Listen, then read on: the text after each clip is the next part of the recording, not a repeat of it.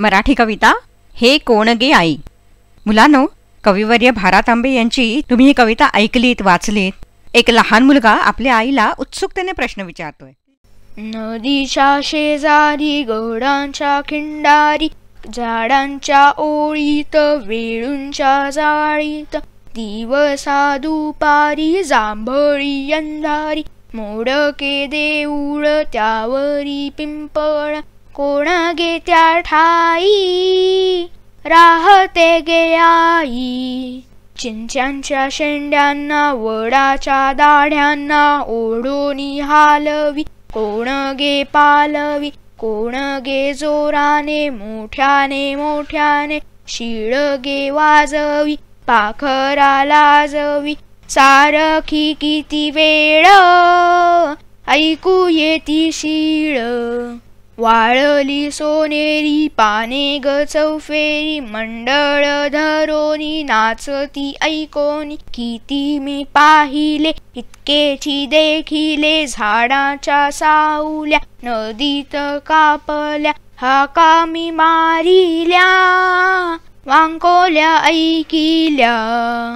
उरात धडधडे धावता मी पडे, पडालो तेथून कोण ये मागून, कोण गे त्या ठाई राहते गे आई.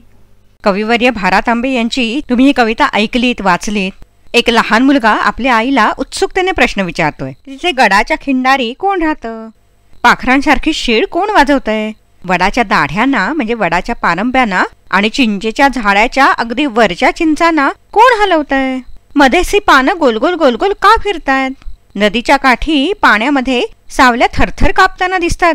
तिथे मी हाका मारल्या तो कोणीतरी वाकोले दाखवत मला चिडवतंय. ते कोण आहे ग आई? असे खूप प्रश्न तो मुलगा आपल्या आईला विचारतोय. असं आपल्याला वाटतं ना? पण पुन्हा एकदा वाचून बघा. दुपारचा अंधार, गडाचं खिंडार, पडकं देऊळ, रानातून ऐकू येणारी शीळ, आपोआप हलणाऱ्या चिंचा, वडाच्या पारंब्या, नदीचा काठ, हाका मारल्यावर कोणीही नसताना येणारा आवाज, आणि हे सगळं बघून घाबरलेला, अडखळत धडपडत पळत चाललेला मुलगा. हे सगळं एखाद्या गूढ आणि रहस्यमय गोष्टीसारखं वाटतंय ना? तुम्हाला पण असंच वाटतंय की नाही? मग चला आपण हे रहस्य काय आहे ते शोधून काढूया. आता हे कवितेतलं रहस्य आहे, त्यामुळे ते शोधण्यासाठी मी काय केलं? मी वाचनालयात गेले आणि तिथे मी कविवर्य भा. तांबे यांच्या समग्र कवितांचं एक पुस्तक घेतलं आणि त्याच्यामध्ये मी ही कविता शोधायला लागले. तुम्हाला माहिती आहे का, लहानपणी आपण ऐकलेली ती या बाळानो या रे या ही कविता आणि आजीच्या रेडिओवर लागणारी कितीतरी गाणी मला या पुस्तकात सापडली. आणि शोधता शोधता शोधता मला ही पण कविता सापडली, हे कोण गे आई. ती वाचून बघितली मी, तर तिच्या खाली लिहिलं होतं इंदूर 13 मे 1907. म्हणजे जवळजवळ 100 वर्षांच्या पूर्वी कविवर्य भा. तांबे यांनी ही कविता लिहिलेली आहे. हां, तरीच याच्यामध्ये लिहिलेले ना काही काही शब्द आपल्याला वेगळेच वाटतात, हो ना? म्हणजे 100 वर्षापूर्वीच्या एका छोट्याशा गावातला हा मुलगा आहे.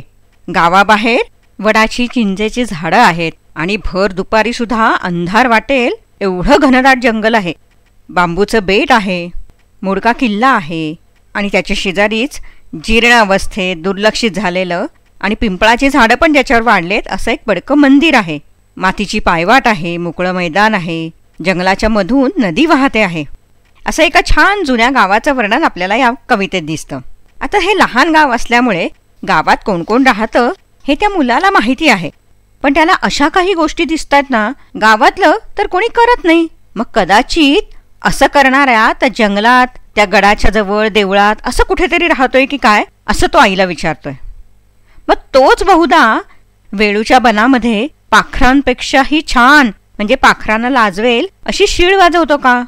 आम्ही मुलं जेव्हा वडाच्या पारंब्यावर खेळतो तेव्हा त्या पारंब्या हलतात, पण इथे तर कोणीच दिसत नाही आणि पारंब्या हलतात. मग हे कोण करतं? या मुलाने वडाच्या पारंब्यासाठी वडाची दाढी असा शब्द वापरलाय. म्हणजे जुन्या म्हाताऱ्या माणसासारखा तो वड आणि इकडून तिकडून वाढलेल्या पांढऱ्या दाढीसारख्या वडाच्या पांढऱ्या पारंब्या.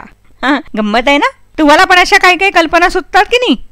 तुम्ही कधी झाडाच्या चिंचा पाडल्यात का? हाताला येतील एवढ्याच खालच्या खालच्या चिंचा आपल्याला पाडता येतात. पण असा कोणीतरी आहे जो झाडाच्या शेंड्याच्या वरच्या पण चिंचा हलवतो. त्याच्याबरोबर खेळायला गेलं तर मला पण मस्तपैकी वरच्या चिंचा काढून देईल, असंही त्या मुलाला वाटत असेल, हो की नाही?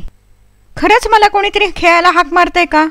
इथे बघा शब्द आलाय कोणगे पालवी. आता पालवी म्हणजे तुम्हाला माहिती आहे की झाडाची जी कोवळी पानं असतात त्याला पालवी म्हणतात. पण ह्या पालवी शब्दाचा अर्थ हाक मारणे असा पण आहे बरं का. म्हणून त्याला असं वाटत असेल की कोणतरी हाक मारतंय बरं का मला खेळायला. इथपर्यंत सगळं ठीक आहे. तो मुलगा आईला सांगू लागला, अगं आई, नेहमी आम्ही मैदानावर वाटेवर सर्वजण खेळतो ना, धावतो खेळतो, त्यावेळेला ती धूळ पाचोळा वगैरे उडतो.